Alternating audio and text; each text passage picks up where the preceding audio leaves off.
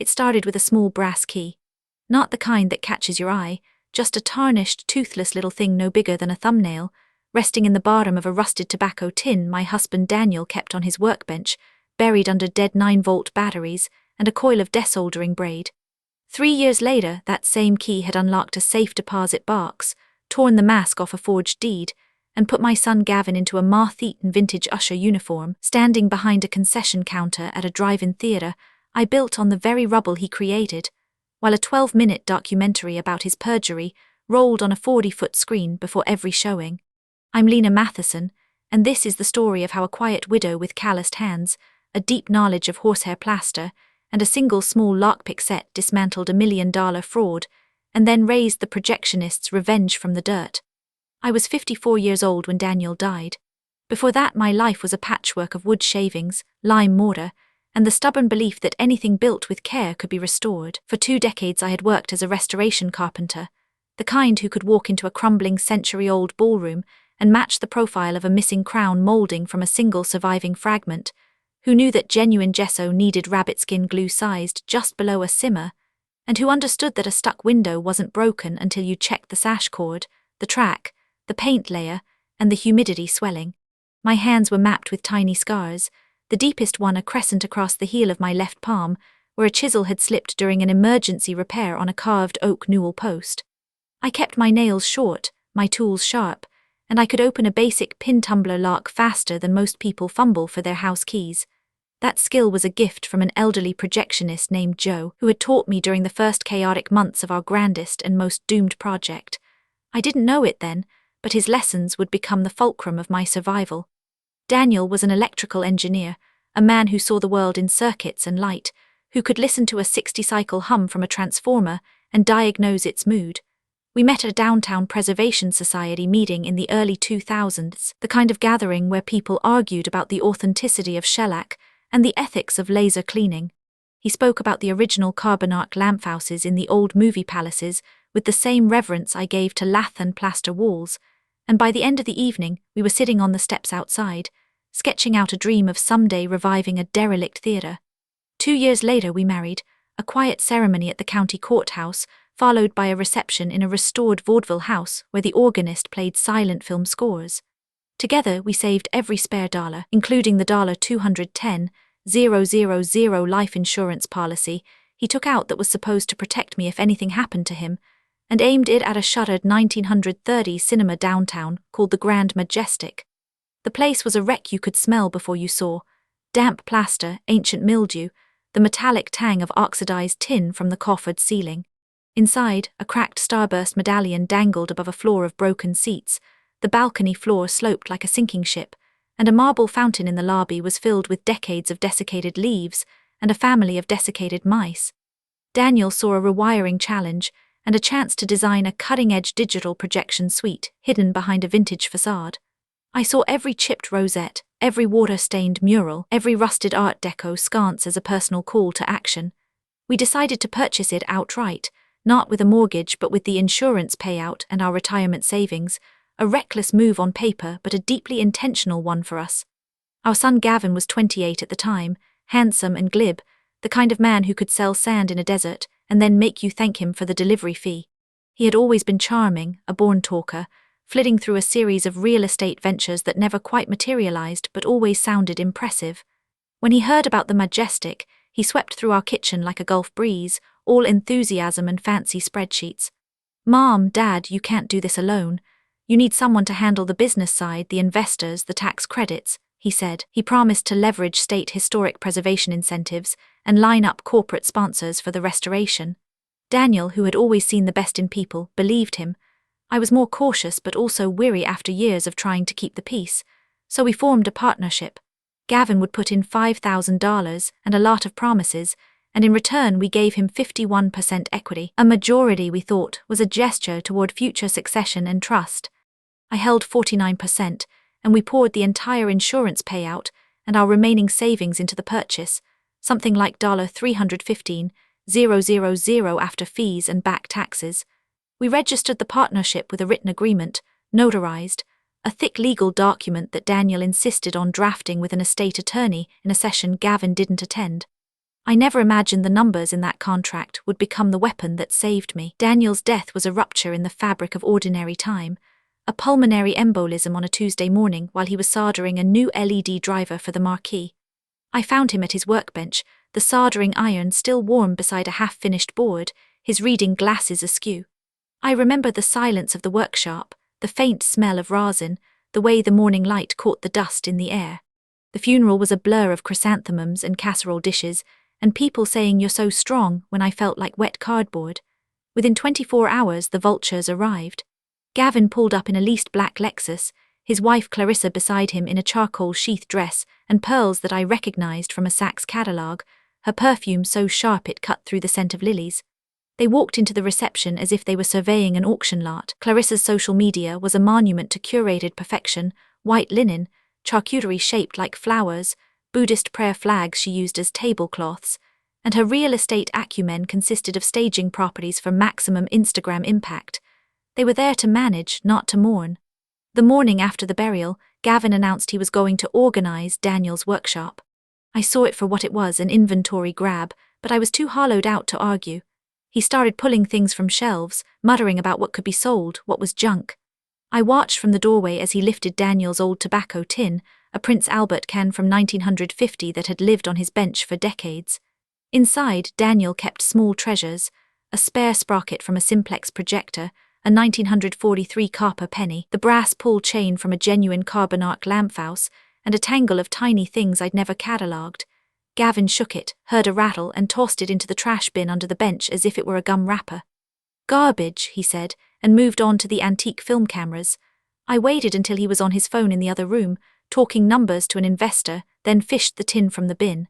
Inside, along with the sprocket and the penny, was a tiny brass key stamped with the logo of First National Bank and the number 17, and rolled tight beside it a small scrap of paper, a page torn from a 1950s theatre maintenance manual.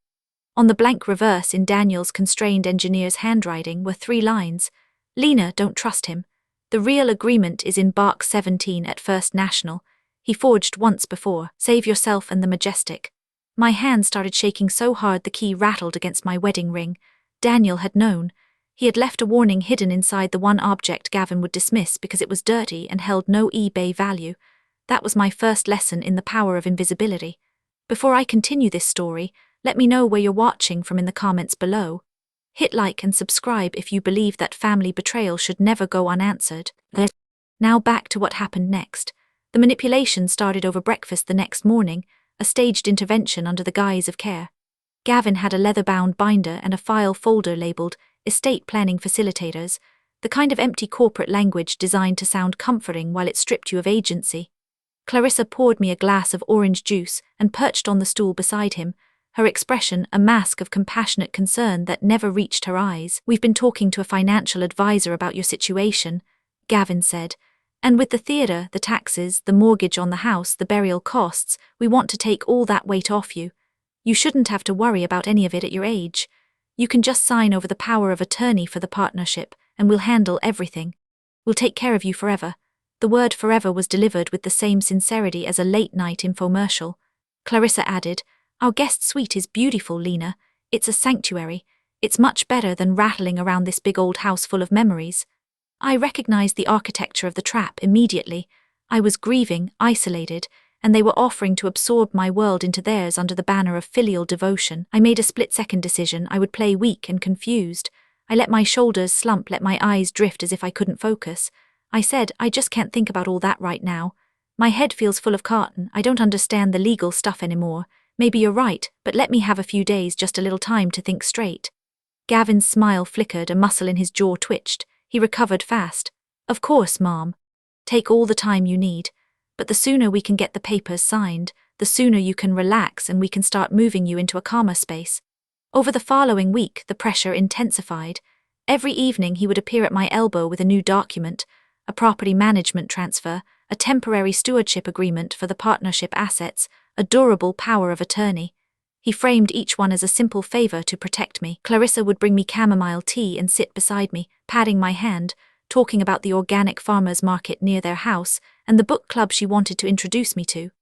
I kept nodding, kept delaying, saying I needed to look at Daniel's workshop one more time, or that I was too foggy to sign anything yet. They grew frustrated but never broke character, because breaking character would have revealed the coercion. They packed up my house in 3 days. They hired a moving crew that Clarissa bossed around with a clipboard, labeling boxes for storage, for donation, for sale. I watched my life get folded into cardboard, my collection of Victorian moulding planes, my grandfather's drafting table, Daniel's engineering journals, all of it whisked to a storage unit they were paying for, a gesture that made me their dependent. I was left with a single suitcase, a few changes of clothes, and a small leather tool case I insisted on bringing because one of Daniel's last restoration projects, a tiny 1920s tabletop Nickelodeon projector, was still in pieces, and I needed to finish it to feel useful. They indulged that, seeing an old woman clinging to a hobby. Inside the tool case, nestled beside a jeweler's screwdriver set and a tin of Clark oil, was a roll of lockpicks, a tension wrench tucked into a stitched leather sleeve, and a miniature voice recorder no bigger than a stick of gum, a gift from a former carpentry apprentice who now did sound work for documentary films. I convinced them it was a digital caliper case. I was learning to weaponize their assumptions. Their home was a modern colonial revival in a gated subdivision called Magnolia Trace, where every lawn was chemically identical, and every front door was painted something called Somerset Wheat. The interior was a gallery of white sofas, abstract art chosen to match the drapery, and a kitchen island the size of a small aircraft. My room was in the far guest wing, past a hallway that had a motion sensor chirping softly whenever anyone passed, a subtle surveillance alarm that Clarissa monitored on her phone app. The room had a bed, a dresser, and a window with a view of a perfectly mulched flower bed. I was a specimen in a terrarium, and that was exactly where I needed to be. My undercover investigation began that first night. I learned their rhythms. Gavin left for the office at 8:45 a.m. Clarissa had a Peloton session at 10, followed by a shower and a series of phone calls to contractors and designers that I could overhear from the air return vent in my bathroom. Gavin typically returned by 6:30 p.m. and retreated to his home office with the door closed. On several evenings I heard him pacing, his voice tight and low through the vent. I would sit on the bathroom floor, a towel blocking the gap under the door, and listen. "No, we can close in 60 days once the title is clear," he said. "Mom will sign the quitclaim any day. The investors are ready to wire the $1.5 million the moment that lot is in my name. Don't back out now." Other calls were more frantic. "I don't care about the contingency, just tell them we'll cover the penalty." Clarissa already spent the deposit on the Vale condo. They were burning money that didn't exist, counting on my signature to release a flood of development cash. I began tracking credit card statements left in the recycle bin, running my fingers over shredded paper that I would piece together at night with acid-free document tape I had in my tool kit. I reconstructed frequent charges to a luxury travel agency, a bespoke cabinet maker, and a custom pool designer. The timeline was clear. They were drowning and I was the life raft. About 10 days into my captivity, an opportunity arrived in the form of a jammed window. Clarissa, in a fit of DIY home staging, had attempted to open the original casement window in the breakfast room, one of the few remaining charming features of the house, a 1920s steel-framed unit with a worn brass crank. She had forced it so violently that the gear mechanism stripped and the window stuck in a half-open position. Both she and Gavin stood in front of it, jiggling the crank uselessly, debating whether to call a glazier and spend $400 on an emergency service call. I walked over with my putty knife and a small pry bar. I released the tension on the sash cord by popping the trim panel, realigned the gear with a tap on a drift pin, and regreased the track with a dab of lithium grease from a tiny tube in my pocket.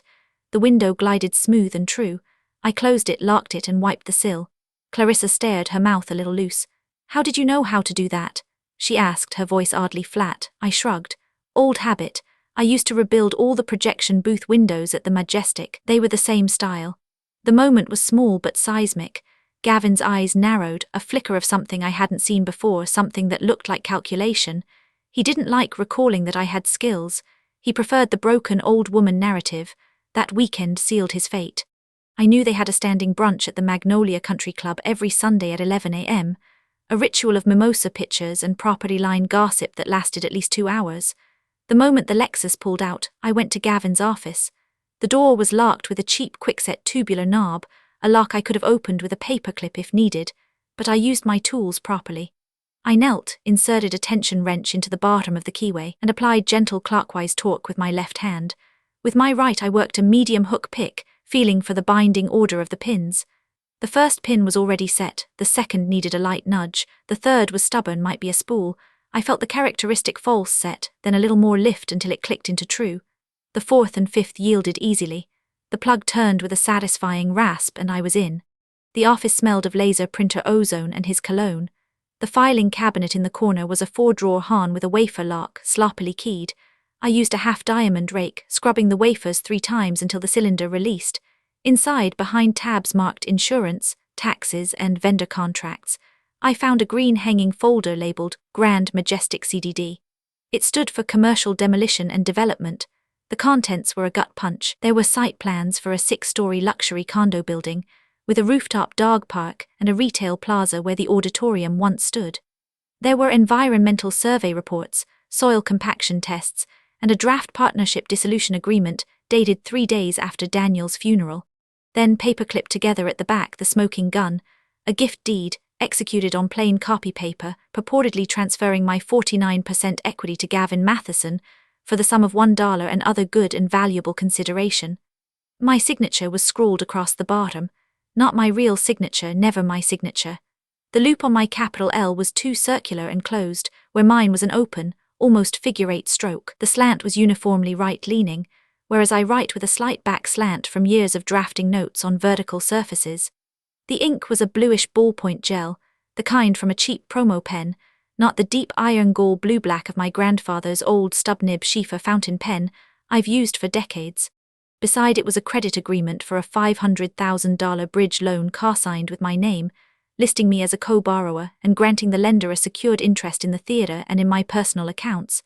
They were wrapping me in debt like a shroud. There was also a handwritten note in Gavin's tight scrawl, a cash flow projection. Lena signs week of 12th, title transfers by 30th, demo permit pulls 1st, payout to Clarissa's trust 15th, remaining $980K net. I photographed every page front and back with my phone, being meticulous about resolution and angle. Then I carefully reassembled the folder, relocked the cabinet and relocked the office door, wiping the knob with a microfiber cloth from my kit. I was a ghost. That night I sat in bed and processed the cold, bacterial nature of the betrayal. This wasn't just greed. It was a premeditated, multi-phase fraud designed to erase my legal existence, wipe out my son's own father's legacy, and leave me holding a $500,000 liability while they vanished into a developer's paradise. But I still needed the original partnership agreement, the one Daniel had hidden, because without that baseline document, I couldn't prove the forgery in court, or demonstrate the dead man's switch clause that I now suspected Daniel had built into the contract. I had to get to that box, and I had to do it without alerting Gavin. The ally emerged the following Tuesday. I told Gavin I needed to go to the bank to close out a small joint savings account Daniel and I had, just to tidy up loose ends before I was ready to sign everything over. He was distracted and waved me off. I drove my old sedan to the First National Bank downtown, the tobacco tin key warm in my pocket. At the front desk I asked to access Daniel's safe deposit box, presenting the key and my ID. The vault supervisor, a stern, seasoned woman named Mrs. Kwan, guided me through the dual key protocol. She inserted her guard key, I inserted Daniel's key, and we turned together. Box 17 slid out, a long metal drawer with a hinged lid. I requested a private viewing room, and once alone I lifted the lid. Inside was a thick manila envelope with Daniel's writing on the front, Lena Matheson, personal and confidential, to be opened only by my wife. I opened it with trembling fingers. The original partnership agreement was there, 7 pages of heavy watermark bond paper, notarized with a raised seal. In Section 8.3, buried in the boilerplate, was the clause Daniel had insisted on. No transfer, encumbrance, or conveyance of any equity interest held by either partner shall be effective unless A. accompanied by the notarized, in-person signature of the transferring partner at the time of execution, and B. preceded by a 30-day written notice to the non-transferring partner, during which period the non-transferring partner shall have a right of first refusal to purchase said interest on the same offered terms. It was a lark.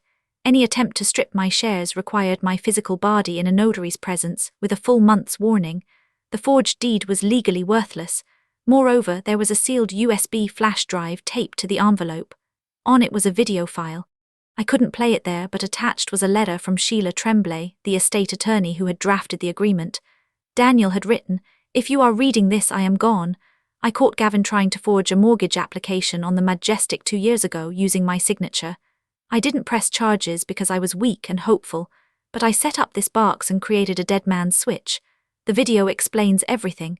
Call Sheila. She has a full deposition from me and instructions to notify the bank's fraud division if the box is ever accessed by anyone but you. I loved that theatre, but I loved you more. I wept in that small beige room for a solid 10 minutes, tears dripping onto the heavy paper. Then I dried my face, composed myself, and called Sheila Tremblay from my phone. She answered briskly. Mrs. Matheson, I've been waiting for this call. I need you to come to my office immediately. We have work to do.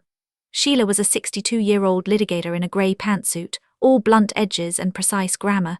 Her office was filled with federal rules of civil procedure and framed certificates from elder financial abuse advocacy orgs.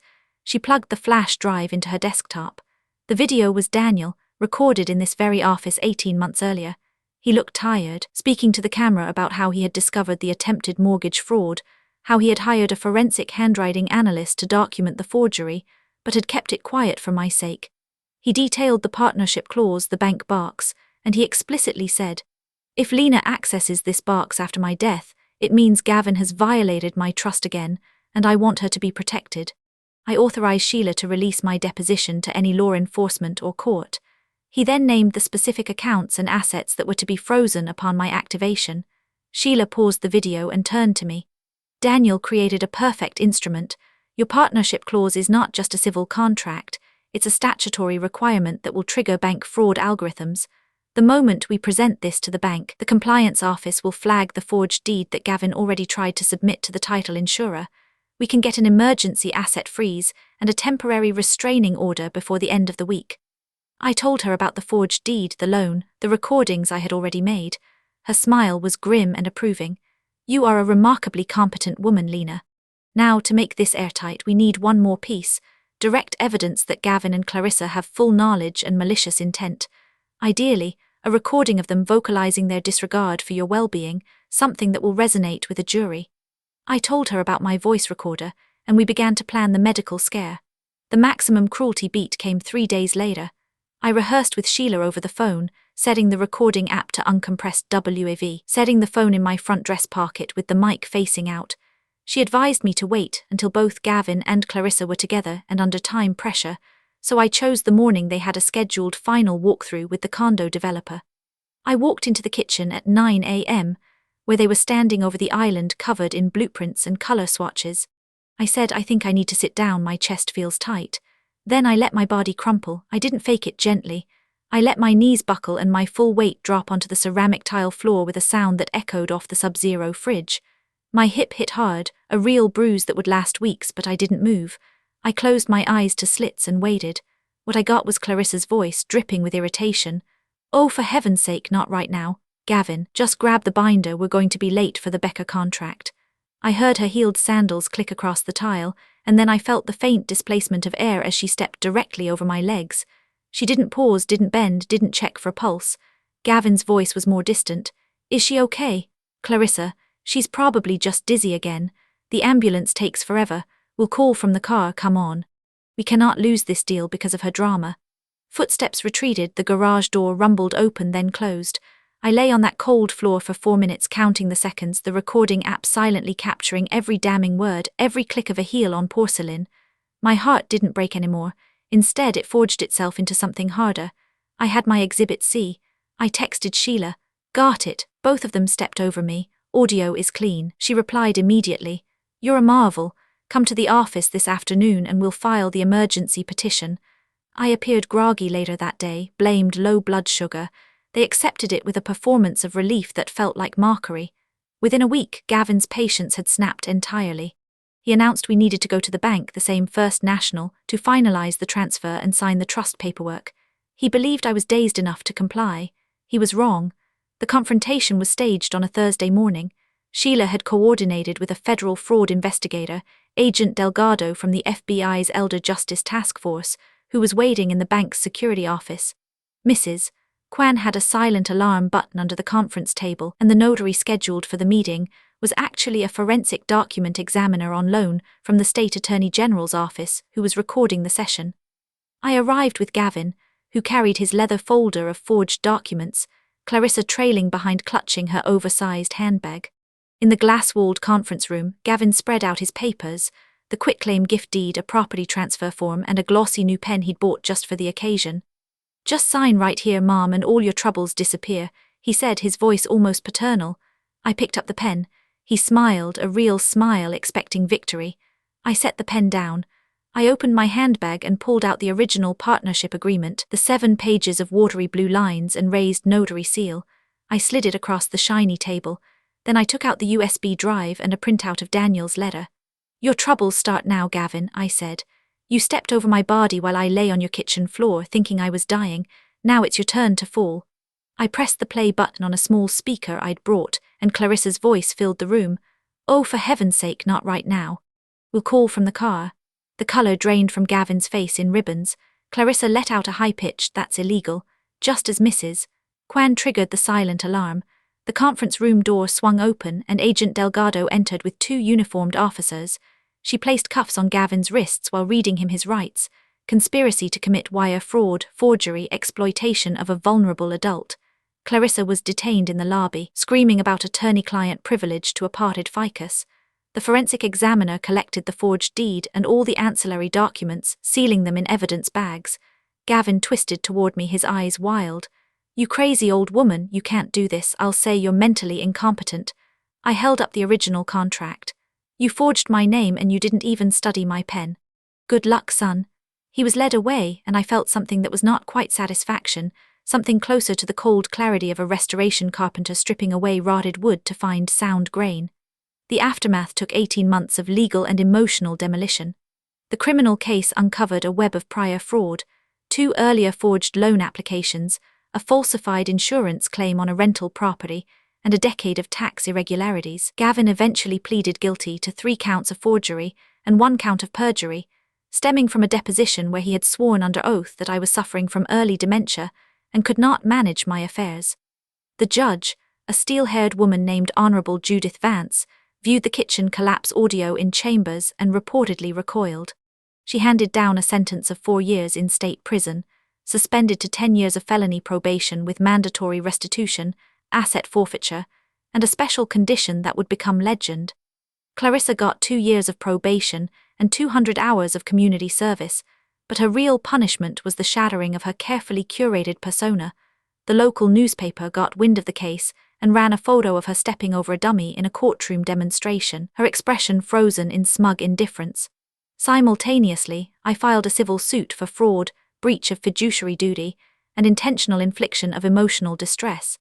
The forensic accounting team that Sheila hired traced $119,000 that Gavin had siphoned from a partnership account intended for roof repairs, funds he used for a down payment on a ski boat, and a deposit on a luxury trip to St. Bart's for Clarissa's 40th birthday.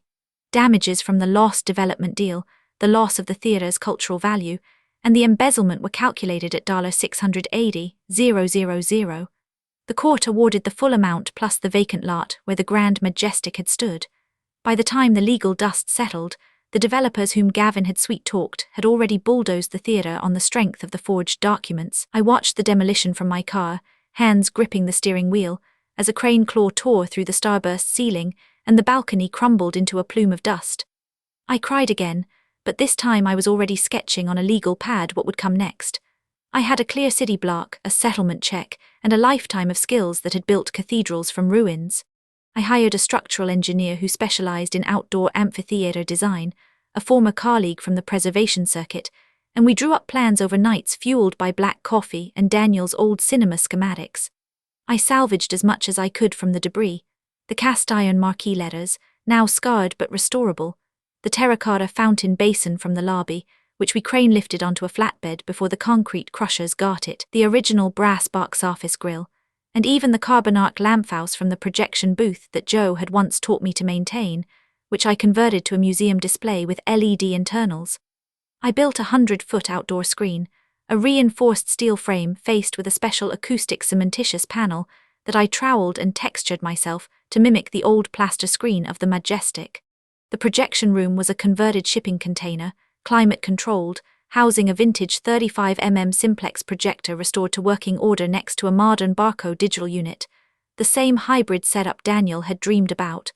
I named it Projectionist's Revenge, and I opened the gates 6 months to the day after the judgment. The drive-in centerpiece was not the screen or the fountain, it was the snack bar, a standalone brick building with a glass block front, a retro counter with red vinyl stools, and a menu done in hand-painted lettering by a local sign artist. Judge Vance's special condition of Gavin's probation was this: for every single public screening event, for a period of 5 years, he must work the snack bar, dressed in a fully accurate vintage usher uniform, complete with a fitted navy jacket, brass buttons, epaulettes, a pillbox hat with a gold chin strap, and a waistcoat with a pocket watch. The uniform was a replica we commissioned from a theatrical costumer based on 1939 Majestic staff photos, and before every feature, a 12-minute documentary titled Perjury is projected. Directed by a local documentary filmmaker who volunteered her time, it includes the courtroom footage of Gavin's perjured testimony, my reading of Daniel's letter, the audio from the kitchen floor, and interviews with the bank staff and Agent Delgado. It ends with a drone shot of the flooded Majestic lot that slowly fades into an aerial view of the completed drive-in. The first night we screened it, the audience of 200 cars sat in stunned silence, then erupted into honks and flashing headlights. I saw Gavin through the snack bar window, his face a mask of humiliation, mechanically scooping popcorn while a line of customers watched the documentary on their phones in the queue. He couldn't leave. His probation officer, who loved the whole idea, was seated at a small table by the register. I don't relish cruelty. I believe in consequences. Every kernel of popcorn he serves is a small restitution, and every screening of that documentary is a public record of what happens when you try to erase someone who knows how to pick a lock and read a contract. Daniel's ghost hums in the projector's mechanism.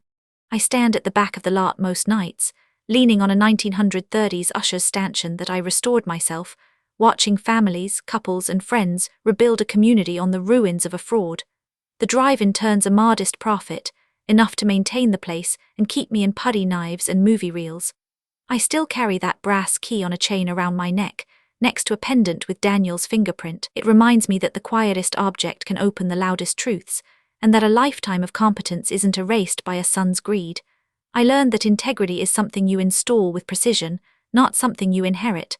Boundaries once crossed can be resurrected with stronger materials and better wiring. Have you ever discovered a dark secret about someone you trusted completely? How did you handle it? If this story resonated with you, please hit like and subscribe and share your own stories of reckoning in the comments below. This is Reclaim Cinema, signing off.